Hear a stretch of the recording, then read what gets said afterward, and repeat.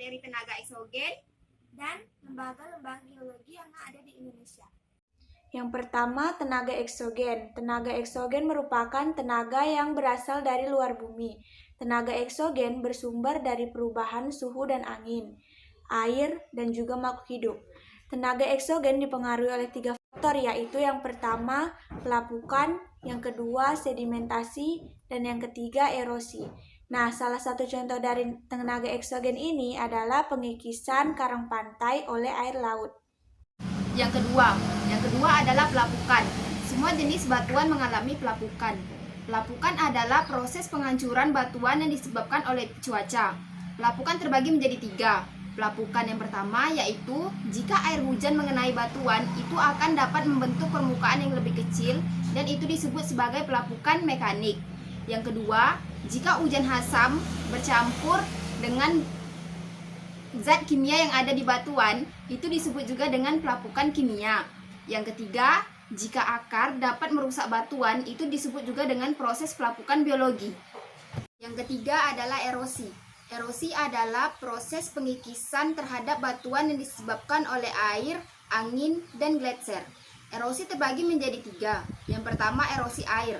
Erosi air dikelompokkan lagi menjadi 3 macam. Yang pertama, erosi sungai, erosi air hewan, dan erosi air laut. Erosi yang kedua yaitu erosi angin.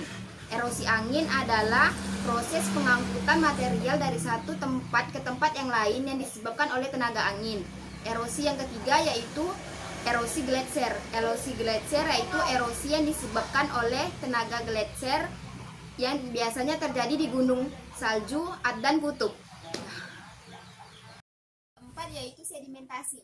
Sedimentasi merupakan proses pengendapan dan material batuan hasil dari pengikisan dan erosi oleh air, angin, dan gletser. 3. Sedimentasi terbagi. 3.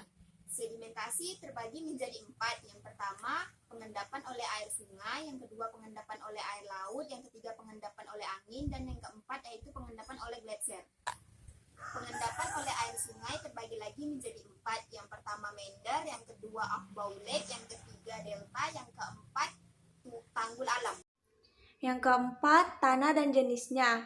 Tanah merupakan lapisan kulit bumi bagian paling atas.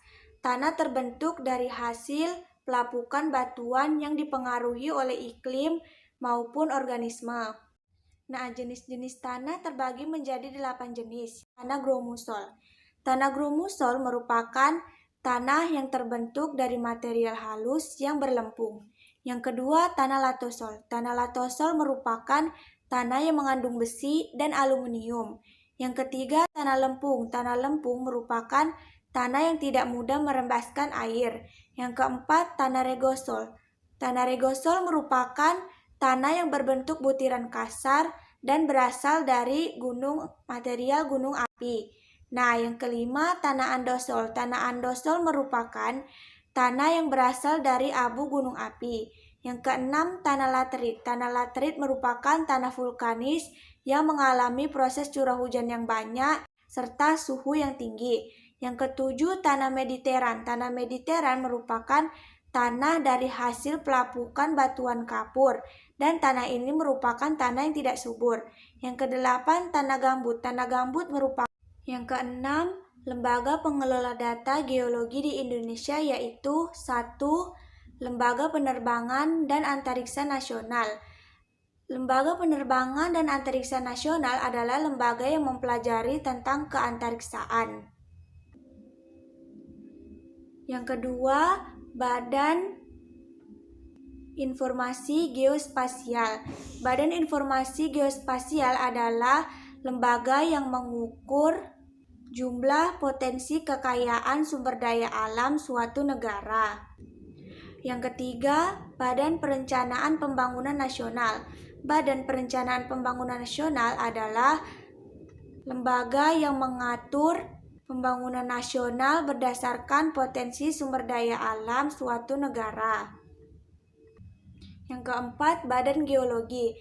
Badan Geologi adalah lembaga yang mempelajari berbagai aspek geologi yang ada di Indonesia dan mencoba memanfaatkan materi geologi atau penelitian tersebut sebagai kemajuan suatu negara. Yang kelima, Badan Meteorologi, Klimatologi, dan Geofisika.